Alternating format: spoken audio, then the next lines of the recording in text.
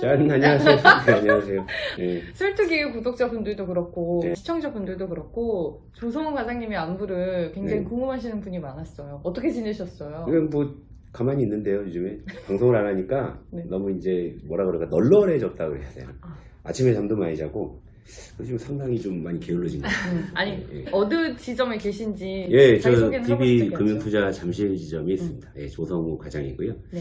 조성우의 퍼스트 클래스 시즌 1을 마치고 지금 아주 좀 잘 쉬고 있습니다. 알겠습니다. 아니 쉬시는 동안 얼굴은 너무 좋아지셨는데 시장은 네. 좋지 못했어요. 뭐 안 좋을 수도 있죠. 예. 근데 옛말 틀린 게 하나도 없다는 게 네. 5월 시장에는 네. 팔고 떠나라 라는 격언이 있는데 음, 우리가 이걸 무시하면 안 되나 봐요. 뭐 그런 격언이 있기는 한데 사실 이게 헤드라인만 보면 5월 시장이 막 되게 안 좋은 것 같은 느낌이잖아요. 근데 4월 말 코스피 종가가 3,147포인트? 근데 오늘도 그 위에 있을 텐데요. 5월 지수 자체는 올라 있는데 이 격언을 여기다 대입하기는 조금 어폐가 있죠. 근데 그럼에도 불구하고 5월 시장을 시청자분들이 왜 힘들어 하시냐라고 네. 봤을 때 결국에 삼성전자가 8만 원을 이탈한 게 크죠. 거기서 오는 이제 대형주들의 조정.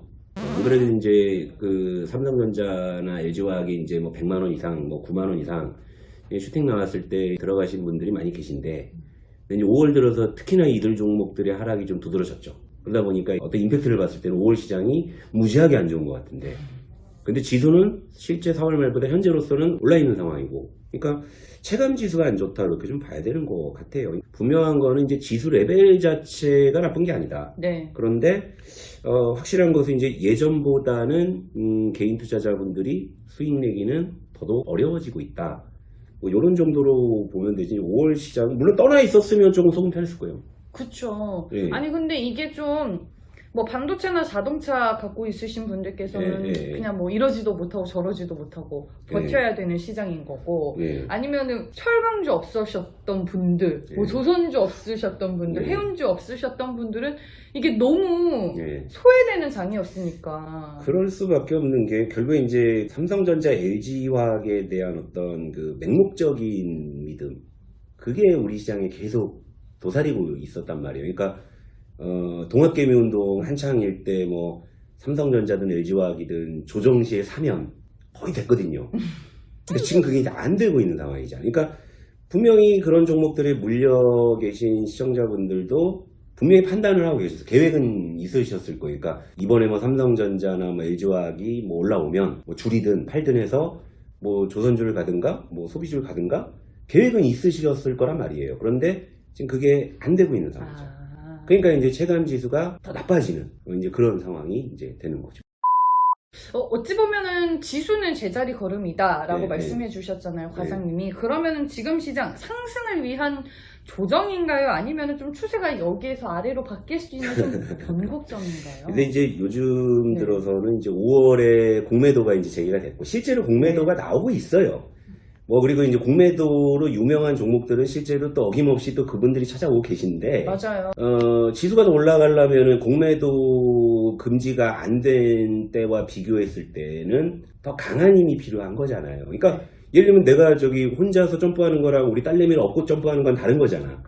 근데 지금은 누군가를 업고 점프를 해야 되는 거니까 이전에 비해서는 이제 주식이 올라가려면 더 강한 힘이 필요하다는 거죠. 물론 이제 공매도가 재개됐다라는 것이 곧 뭐 시장의 하락을 의미하는 건 아니에요.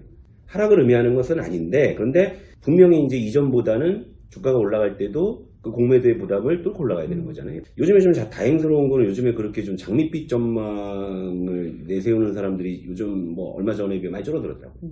4월만 하더라도 뭐 3,500, 뭐 4,000 이야기를 그런 사람들이 제가 늘 말씀드리죠, 제가. 네. 그런 사람 다 이름 적어놔야 되고 나중에 내가 그때 왜 그러셨어요? 꼭 물어봐야 된다 그러잖아요. 근데 5월 되니까 조금 이제 사람들도, 왜냐하면 지수 레벨은 유지가 되는데 이 출렁이 굉장히 심하잖아요. 그러니까 이제 이전처럼 이렇게 좀 맹신하는 맹목적인 시각은 많이 좀 이렇게 냉각이 된 것 같아갖고 대부분의 그 투자자분들이 이게 아닐 수도 있겠다라는 생각을 좀 하고 계시니까 이제는 약간의 어떤 비관적인 시각들도 이제 좀 귀에 들어오시는 그런 상황인 것 같아서 오히려 시장은 차분하게 좀 냉각이 돼가지고 다행스러운 면도 좀 있다 이런 건데, 근데 여기서 이제 저한테 항상 맞는 질문이 이거잖아요. 여기서 시장 오르냐 빠지냐. 보수적으로 보시죠. 네, 그리고 마지막에는 이제 종목이 뭐냐, 이제 항상. 저는 근데 네. 솔직히 말씀드릴게요. 뭐, 지금 시장이 이제 오르냐 내리냐, 이분법적으로 딱 물어보신다면, 저 솔직히 말씀드리면 좀 아래쪽으로 조금 무게를 두고 있어요. 뭐, 그러니까 빠진다만 선동하려는 게 아니라, 굳이 지금 상황에서 시장을, 그래도 저는 항상 이제 객관적으로 보려고 하잖아요. 근데 지금 상황에서 굳이 시장의 방향을 본다고 했을 때는 위보다는 좀 아래쪽에 무게를 두면서 지금 보고 있죠. 뭐 때문에 그렇게 보수적으로 보세요? 일단 많이 올랐잖아요, 그동안. 그리고 이제 지금 다 아시잖아요. 유동성 버블, 뭐 인플레이션, 뭐 이런 얘기들 다 나오고 있고. 그러니까 요즘에 이제 자주 등장하는 용어가 그거잖아요. 스태그플레이션. 고용은 안 늘어나는데 물가만 올라버려. 소득도 안 늘어나는데 막 물가만 올라버리잖아요. 그러니까 이게 안 좋은 상황인데 미국 연준이 예전에 돈 풀 때 물가 목표치 2% 했잖아요. 근데 맞아요. 이제 뭐 2%가 뭐야? 3%막 넘어가 버리고 심지어 4%대까지 나와버리잖아요.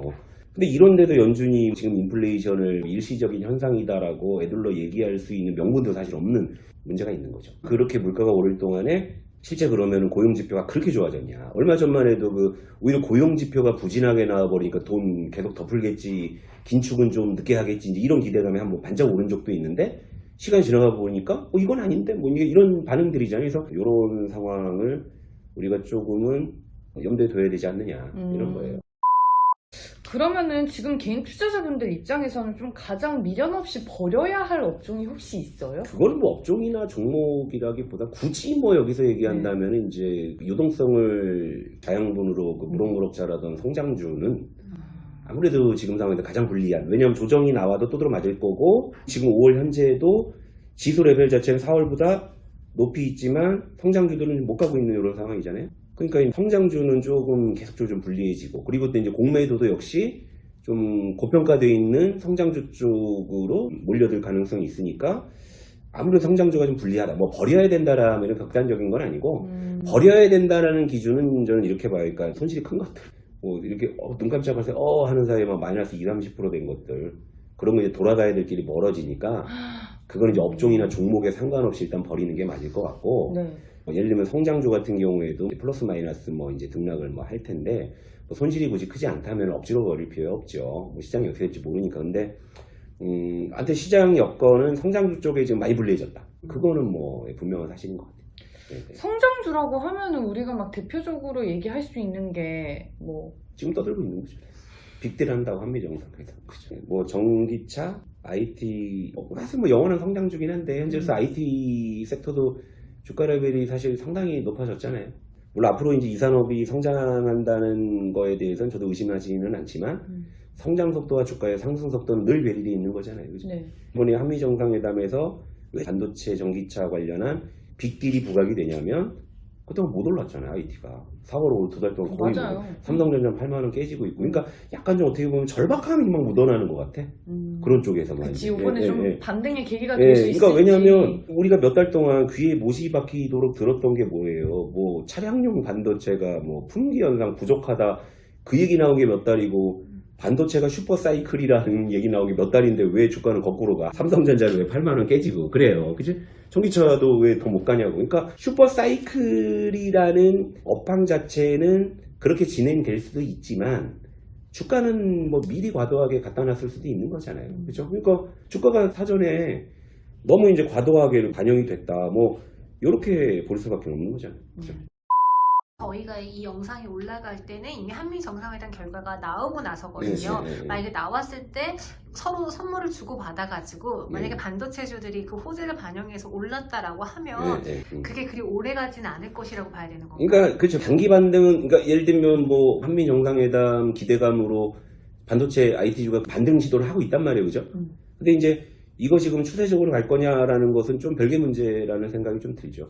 그러면은 뭐 반도체도 그렇고 2차 전지도 그렇고 그쪽 섹터에서 뭐 투자, 뭐 증설 이런 계획들이 일제히 다 발표가 되면은 오히려 이거 나와야 될 타이밍이 아닌가라는 차익 생각이 실험? 좀 이제 든다 이거죠. 네. 이렇게 말씀하시는 분들 좀 있기는 저는 하더라고요. 지금 한미 정상회담이 시장을 그 근본적으로 다시 이제 밀어 올릴 만한 모멘텀이라기보단 단기적으로 어쨌건 간에 빠져나올 수 있는 기회를 줄 수 있는 정도의 그런 이벤트 된다, 뭐 이런 정도로 뭐 보고 있죠.